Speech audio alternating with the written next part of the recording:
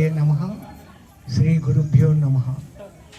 ನಮ್ಮ ಗುರುಗಳು ಮಹಂತ ಹಿಮಾಲಯಗಿರಿಜಿ ಮಹಾರಾಜ್ ಅವರ ಪಾದಪದ್ಮಗಳನ್ನು ಮನಸ್ಸಿನಲ್ಲಿ ಇಟ್ಕೊಂಡು ಜ್ಞಾನ ಜಗತ್ತು ಸೃಷ್ಟಿಕರ್ತ ಬ್ರಹ್ಮಶ್ರೀ ಪಿತಾಮಹ ಪತ್ರಿಜಿ ಅವ್ರಿಗೂ ನಮಸ್ಕಾರ ಮಾಡ್ಕೊಂಡು ವೇದಿಕೆ ಮೇಲೆ ಕೂತ್ಕೊಂಡಿದ್ದವರು ಮಹಾ ದೊಡ್ಡವರಿಗೆಲ್ಲರಿಗೂ ನಮಸ್ಕಾರ.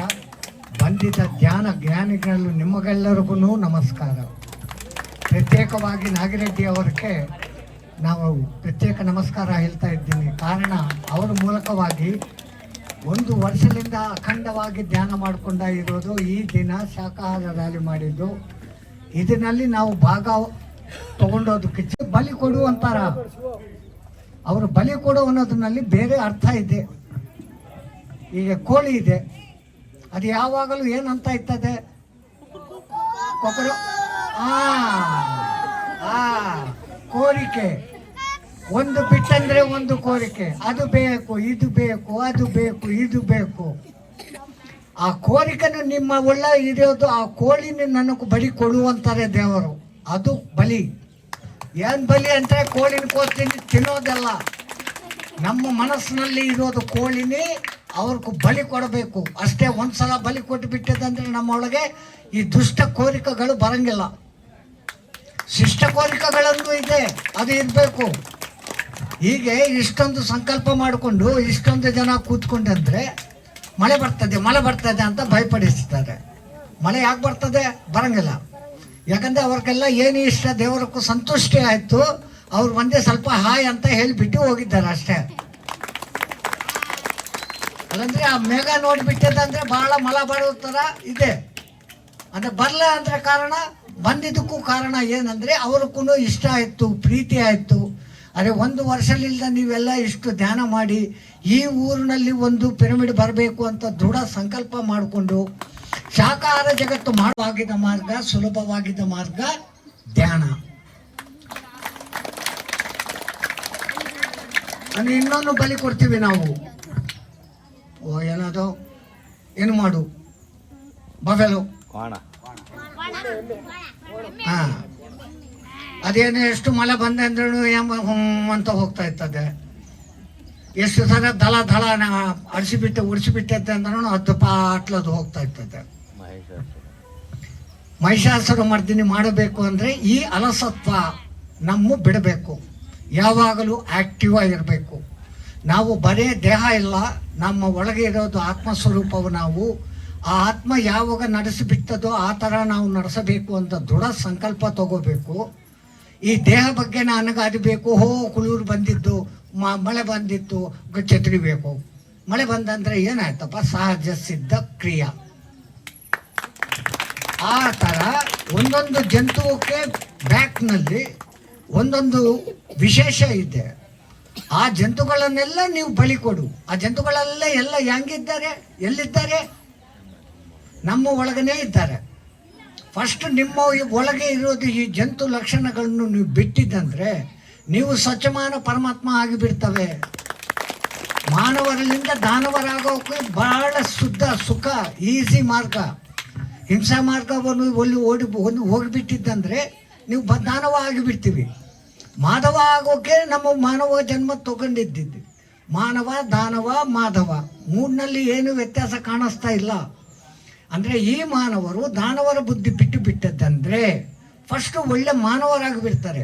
ಫಸ್ಟು ಒಳ್ಳೆ ಮಾನವರಾಗಿಬಿಟ್ಟಿದ್ದಾರೆ ಅಂದರೆ ನೆಕ್ಸ್ಟ್ ಸ್ಟೆಪ್ಪು ಮಾಧವರಾಗೋಕ್ಕೆ ಚಾನ್ಸ್ ಇದೆ. ಆ ಮಾಧವರಾಗೋಕ್ಕೆ ನಮ್ಮ ಮನಸ್ಸನ್ನು ಶುದ್ಧ ಮಾಡ್ಕೊಂಡಬೇಕಂದ್ರೆ ಈ ಧ್ಯಾನ ಮಾಡ್ಕೊಂಡಬೇಕು. ಅಹಿಂಸೆ ಬಗ್ಗೆ ಎಲ್ಲರಿಗೂ ಹೇಳಬೇಕು. ನಮ್ಮ ಭಾರತ ದೇಶಕ್ಕೆ 4 ಹೆಸರಿದೆ ಗೊತ್ತಾ? ಭಾರತ ದೇಶಕ್ಕೆ ಇನ್ನೊಂದು ಹೆಸರೇನು? ಇಂಡಿಯಾ. ಇಂಗ್ಲೀಷು ಬಡ ದಿಕ್ಮಾಲ ಇಂಗ್ಲೀಷು. ನೆಕ್ಸ್ಟು ಹಿಂದೂಸ್ತಾನ್. ಅಸಲು ಹಳೆಯ ಪೇರು ಆರ್ಯಾವರ್ತ. ತಾನು ಆಚರಣೆ ಮಾಡಿಬಿಟ್ಟು ಹೀಗೆ ಮಾಡಬೇಕಪ್ಪ ಅಂತ ಹೇಳೋದು ಗುರುಜನಗಳು ಇರೋದು ದೇಶ ಇದು. ಅದು ಹಿಂದೂ ದೇಶ ಅಂದರೆ ಅರ್ಥ ಏನು? ఇప్పుడు BA ಅಂದರೆ ಅಬ್ರಿವೇಷನ್ ಅಲ್ವಾ, ಬ್ಯಾಚುಲರ್ ಆಫ್ ಆರ್ಟ್ಸು ಅಂತಾರೆ. ಆ ಥರ ಹಿಂದೂ ಅಂದರೆ ಅರ್ಥ ಏನಂದರೆ ಹಿಂಸಕ್ಕೆ ದೂರವಾಗಿ ಇರೋದು ಜನಗಳು ಯಾರೋ ಅವರು ಹಿಂದೂ ಜನಗಳು. ನಮ್ಮ ದೇಶದಲ್ಲಿ ಒಂದು 5,000 ವರ್ಷಕ್ಕೂ ಮುಂಚೆ ಜೀವಹಿಂಸೆ ಇಲ್ಲ, ಬರೇ ಬಲಿ ಇದೆ. ಏನು ಬಲಿ? ನಾವು ಹೇಳಿದ್ದೆ ಆ ಥರ ಬಲಿ ಹಿಡಿತಾ ಇದ್ದಾರೆ ಜನಗಳು. ಆ ಬಲಿ ಈವಾಗಲೂ ನಾವು ಮಾಡಬೇಕು. ಎಲ್ಲಿ ದೇವಸ್ಥಾನಕ್ಕೂ ಹೋಗಿಲ್ಲ, ಧ್ಯಾನನಲ್ಲಿ ಕೂತ್ಕೊಂಡು ನಮ್ಮ ಮನಸ್ಸು ಒಳ್ಳೆ ಇರೋದು ಈ ರಾಕ್ಷಸಗಳ ರಕ್ಷಣೆಗಳು, ಇದನ್ನು ನಾವು ಬಲಿ ಮಾಡಬೇಕು. ಅದು ನಮ್ಮ ಹಳೆಯವರು ಹೇಳಿದ್ದ ಸಿದ್ಧಾಂತ. ಹಿಂಸಕ್ಕೆ ಯಾವಾಗಲೂ ದೂರ ಇರೋದು ದೇಶ ನಮ್ಮ ಭಾರತ ದೇಶ. ಇನ್ನೊಂದು ದೇಶ ಮೇಲೆ ನಾವು ಯಾವಾಗಲೂ ದಂಡಯಾತ್ರೆ ಮಾಡಲ. ಎಲ್ಲರೂ ಒಳ್ಳೆ ಇರಲಿ ಅನ್ನೋದು ಪರಮ ಸಂಕಲ್ಪ ನಮ್ಮ ಭಾರತೀಯ ಸಂಕಲ್ಪ. ಲೋಕ ಸಮಸ್ತ ಸುಖಿನೋ ಭವಂತು, ಸರ್ವೇ ಜನ ಸುಖಿನೋ ಭವಂತು. ವೇದನಲ್ಲಿ ಇರೋದು ಶಾಂತಿಮಂತ ಯಾವುದು ನೋಡೆಂದ್ರೂ ನನಗೂ ಒಳ್ಳೆ ಬೇಕು ಅಂತ, ನನಗೂ ಅಂತ ಉದ್ದೇಶ ಇಲ್ಲ. ನಮಗೆ ನಮಗೆ ನಮಗೆ ಇದೇ ಭಾವನೆ ವಿಶ್ವಭಾವನೆ ಆಗಿಬಿಟ್ಟಿದ್ದಂದರೆ ನಮ್ಮೆಲ್ಲ ಇವತ್ತು ಅವರು ಸಾಬೀರು ಹೇಳಿದ್ದ ಥರ ಸಮಸ್ತ ಲೋಕ ಸುಖಿನೋ ಭವಂತು. ನಾವೆಲ್ಲ ಹೈಂದವ ಹಿಂದೂ ಜನ ಬಾಂಧವ, ಹಿಂಸಾ ದೂರ ಜನ ಬಾಂಧವ, ಆ ಥರ ಇರಬೇಕು ಅಂತಕ್ಕೆ ಪತ್ರಿಜಿ ಮಹಾರಾಜ್ ಅವರು ಈಗ ಬಂದಿದ್ದರು. ಪತ್ರಿಜಿ ಅಂದರೆ ಹೆಸರಿನಲ್ಲೇ 3 ಇದೆ. ಪತ್ರಿ ಹೊಸವರಲ್ಲ. ಪತ್ರಿಗೆ ಮುಂದಲಿಂದ ನಮಗೂ ಪತ್ರೆ ಗೊತ್ತು. ನೀವೆಲ್ಲ ಶಿವಪೂಜೆ ಮಾಡ್ತೀರಲ್ಲ, ಕರ್ನಾಟಕ ನಾಡಿ ಭಾಳ ಜಾಸ್ತಿ. ಶಿವಪೂಜೆಗೂ ಪ್ರಧಾನವಾಗಿ ಏನು ಉಪಯೋಗಿಸ್ತೀರಿ? ತ್ರಿದಳಂ ತ್ರಿಗುಣಾಕಾರಂ ತ್ರಿಜನ್ಮ ಪಾಪ ಸಂಹಾರಂ ಏಕ ಬಿಲ್ವಂ ತ್ರಿವಾರ್ಪಣಂ. ಆ ಬಿಲ್ವನ್ ಏನಂತಾರೆ? ಅರೇ ನನ್ನ ಮನಸ್ಸು ಬಿಟ್ಟಿದ್ದಾರೆ, ನಿಮ್ಮ ಒಳಗೆ 3 ಗುಣ ಇರಬೇಕು. ಆ 3 ಗುಣನಲ್ಲಿ ದಾಟಿ ನೀವು ಶುದ್ಧ ಸತ್ವ ಗುಣಕ್ಕೂ ಬರಬೇಕು ಅನ್ನೋದು ಸಂಕೇತ ಪತ್ರಿ. ಅದು ನಾವು ಮರೆಸಿಬಿಟ್ಟು ಬಳೆ ತಾಮಸ ಗುಣನಲ್ಲಿ ರಜೋಗುಣನಲ್ಲಿ ಇದ್ದೀವಿ. ಇದನ್ನೆಲ್ಲ ನಮ್ಮನ್ನು ಕರ್ಕೊಂಡು ಬರೋದು, ಮೇಲೆ ಕರ್ಕೊಂಡು ಬರೋದಕ್ಕೂ ಪತ್ರಿಜಿಯವರು ಬಂದಿದ್ದಾರೆ. ಪತ್ರಿ ಅನ್ನೋದ್ರಲ್ಲೂ 3 ಅನ್ನೋದು ಸಂಖ್ಯೆ ಇದೆ. ಇಂಗ್ಲೀಷ್ನಲ್ಲಿ 3, ಹಿಂದಿನಲ್ಲಿ 3 ಬರ್ತದೆ. ಪತ್ರಿಜಿಯವರನ್ನು 3 ಲಕ್ಷ ಇಟ್ಟುಕೊಂಡು ಬಂದಿದ್ದಾರೆ. ಫಸ್ಟ್ ಅವರು ಆಂಧ್ರಲ್ಲೂ ಚಾಲು ಮಾಡಿದ್ದ ಸಮಯ ಧ್ಯಾನ ಆಂಧ್ರ ಅಂತಾರೆ, ಆಮೇಲೆ ಧ್ಯಾನ ಭಾರತ್ ಅಂತಾರೆ, ಆಮೇಲೆ ಧ್ಯಾನ ಜಗತ್ ಅಂತಾರೆ. ನೆಕ್ಸ್ಟು ಅದು ಭಾಳ ಪ್ರಚಾರ ಆಗಿಬಿಟ್ಟಿದ್ದು ಮೇಲೆ ಪಿರಮಿಡ್ ಜಗತ್ತು ಅಂತ ಒಂದು, ಧ್ಯಾನ ಜಗತ್ತು ಅಂತ ಒಂದು, ಅಹಿಂಸಾ ಜಗತ್ತು ಅಂತ ಒಂದು. ಇನ್ನು ದೊಡ್ಡ ವಿಶಾಲವಾಗಿ ಬಿಟ್ಟಿದ್ದು ಅವರ ಸಂಕಲ್ಪ. ಆವಾಗ PMC PSSM ಆ ಥರ ಧ್ಯಾನ ಪತ್ರಿಕಾ ಅಂತ 3. ಯಾವಾಗಲೂ ನೋಡು ಅವ್ರನಲ್ಲಿ 3 ಇದೆ.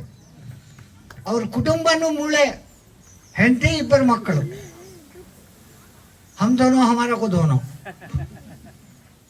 ಆ ಹೆಸರಿನಲ್ಲಿ ಪರಿಣಿತಿ ಇದೆ, ಪರಿಮಳ ಇದೆ, ಸ್ವರ್ಣ ಮಾಲ ಇದೆ.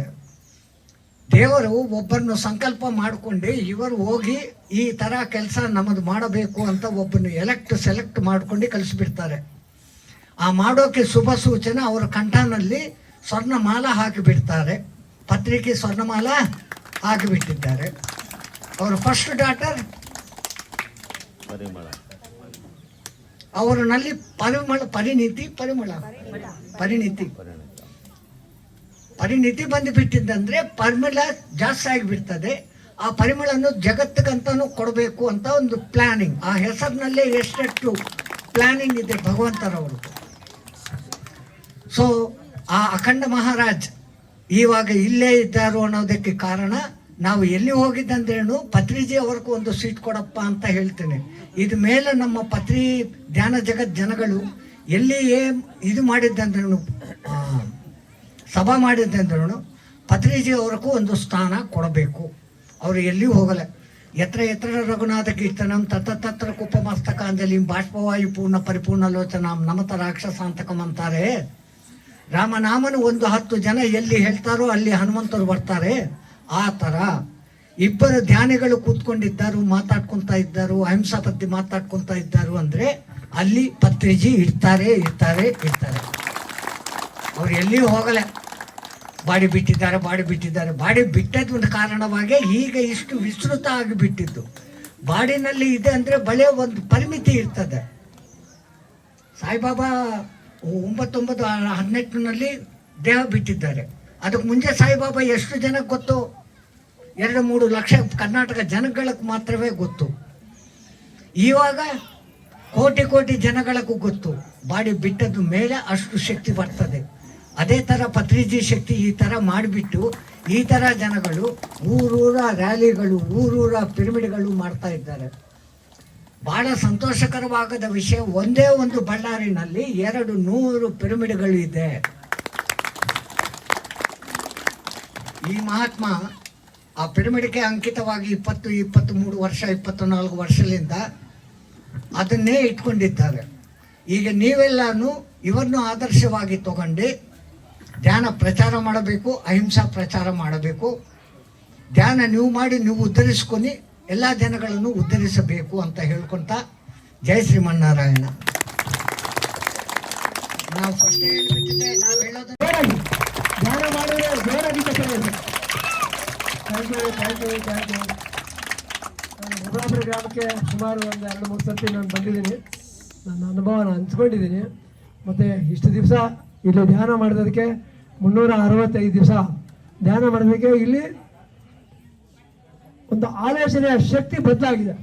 ಈ ಊರಿನಲ್ಲಿ, ಈ ಗ್ರಾಮದಲ್ಲಿ ನಾವಿನ್ನೂ ಧ್ಯಾನ ಮಾಡಬೇಕು, ಮತ್ತು ಇದನ್ನು ನಾವೆಲ್ಲರಿಗೆ ಮುಟ್ಟಿಸ್ಬೇಕು. ಪ್ರತಿ ಜೀವಿನ ಹಿಂಸೆ ಮಾಡಬಾರ್ದು, ಎಲ್ಲ ಜೀವಿನಲ್ಲಿ ನಾವು ಇದ್ದೀವಿ ಅಂತಕ್ಕಂಥ ಯೋಚನೆ ಇವತ್ತು ಓಬಳಾಪುರ ಗ್ರಾಮಕ್ಕೆ ಮುಟ್ಟಿದೆ. ಓಬಳಾಪುರ ಗ್ರಾಮದ ಜನಗಳಿಗೆಲ್ಲರಿಗೂ ಒಂದ್ಸರಿ ಜೋರಾಗಿ ಚಪ್ಪಳೆ ಹೊಡ್ಕೊಳ್ಳೋಣ. ಮತ್ತು ಗ್ರಾಮಕ್ಕೆ ಹೀರಾ ಮಂಜುನಾಥ್ ಸರ್ ಅವರು ಅದ್ಭುತವಾದ ಪ್ರೋತ್ಸಾಹ ಕೊಟ್ಟಿದ್ದಾರೆ. ಹೀರಾ ಮಾಸ್ಟರ್ಸ್ ಕೂಡ ಸಪೋರ್ಟ್ ಕೊಟ್ಟಿದ್ದಾರೆ. ಮತ್ತು ಅವ್ರಿಗೆ ಕೂಡ ನಾವು ಒಂದ್ಸರಿ ಜೋರಾಗಿ ಚಪ್ಪಳೆ ಹೊಡ್ಕೊಳ್ಳೋಣ. ಮತ್ತು ಬಳ್ಳಾರಿಯಿಂದ ಬೇರೆ ಬೇರೆ ಊರಿಂದ ಎಲ್ಲರನ್ನ ಇಲ್ಲಿಗೆ ಬರೋಕ್ಕೆ ಅವಕಾಶ ಮಾಡಿಕೊಟ್ಟಿದ್ದಾರೆ. ಬಂದಿರೋರಿಗೆ ಕೂಡ ನಾವು ಒಂದ್ಸರಿ ಜೋರಾಗಿ ಚಪ್ಪಳೆ ಹೊಡ್ಕೊಳ್ಳೋಣ. ಮತ್ತು ಇವತ್ತು ಅಷ್ಟು ಧ್ಯಾನ ಮಾಡೋದಕ್ಕೆ ಹಿಮಾಲಯ ಯೋಗಿ ಸದಾನಂದ ಗಿರಿ ಗುರೂಜಿ ಅವರು ಇಲ್ಲಿಗೆ ಬರೋಕ್ಕೆ ಸಾಧ್ಯ ಆಯಿತು. ಏಕೆ ಸಾಧ್ಯ ಆಯಿತು? ಇಲ್ಲಾಂದರೆ ನಾವು ಖರ್ಚು ಇಟ್ಕೊಂಡು, ಚಾರ್ಜ್ ಇಟ್ಕೊಂಡು ಅವ್ರಿಗೆ ಹೋಗ್ಬೇಕಾಗ್ತಿತ್ತು. ಧ್ಯಾನ ಮಾಡಿದ್ರೆ ಏನಾಗಿದೆ, ಗುರುಗಳು ನಾವಿನಲ್ಲಿ ಬರ್ತಾರೆ. ಅದಕ್ಕೆ ಶಿಷ್ಯ ರೆಡಿ ಆದಾಗ ಗುರು ಬರ್ತಾನೆ ಅಂತ ಹೇಳ್ತಿದ್ರು ಪತ್ರಿಜಿ ಅವರು. ಶಿಷ್ಯ ರೆಡಿ ಆಗಬೇಕು, ಗುರು ಬರ್ತಾನೆ ಅಂತ. ಆದರೆ ನಾವು ಧ್ಯಾನ ಮಾಡಬೇಕು, ಒಳ್ಳೆ ಮಾರ್ಗದಲ್ಲಿ ಹೋಗ್ಬೇಕು. ಅಜ್ಜಿ ಹೇಳ್ತಿದ್ರಲ್ಲ, ಒಳ್ಳೆ ತಂದೆ ತಾಯಿ ಮಕ್ಕಳಾಗ್ತೀವಿ, ಮತ್ತು ಆರೋಗ್ಯ ಸಿಗ್ತದೆ, ಒಳ್ಳೆ ಜ್ಞಾನ ಬರ್ತದೆ, ಬುದ್ಧಿ ಬರ್ತದೆ. ಅವಾಗ ಮಹಾನುಭಾವರೆಲ್ಲರೂ ನಾವಿರೋ ಜಾಗಕ್ಕೆ ಬರ್ತಾರೆ. ನಾವಿರೋ ಜಾಗದಲ್ಲಿ ಅವ್ರನ್ನ ದರ್ಶನ ಮಾಡ್ಕೋಬೋದು, ಅವರ ಸ್ಪರ್ಶನ ಮಾಡಿಕೊಂಡು ಅವರ ವಿಚಾರಗಳನ್ನು ತಿಳ್ಕೊಬೋದು. ಮತ್ತು ಈ ದಿನ ಇಷ್ಟು ಅತ್ಯದ್ಭುತವಾದ ಒಂದು ಮಾರ್ಗಕ್ಕೆ ಅವಕಾಶ ಮಾಡಿಕೊಡ್ತಕ್ಕಂಥ ಪಿತಾಮಹ ಪತ್ರಿಜಿ ಇಡೀ ಜಗತ್ತನ್ನೇ, ಧ್ಯಾನ ಜಗತ್, ಶಾಕಾಹಾರ ಜಗತ್, ಪಿರಮಿಡ್ ಜಗತ್. ಹೇಗಿತ್ತು ರ್ಯಾಲಿ? ಜೋರಾಗಿತ್ತ ರ್ಯಾಲಿನ? ಅದೇ ಜೋರಾಗಿ ಚಪ್ಪಳೆ ಹೊಡೀರಿ. Thank you. ಇಷ್ಟು ಅವಕಾಶ ಮಾಡಿಕೊಟ್ಟಿದ್ದಕ್ಕೆ ತುಂಬ ತುಂಬ ಧನ್ಯವಾದ.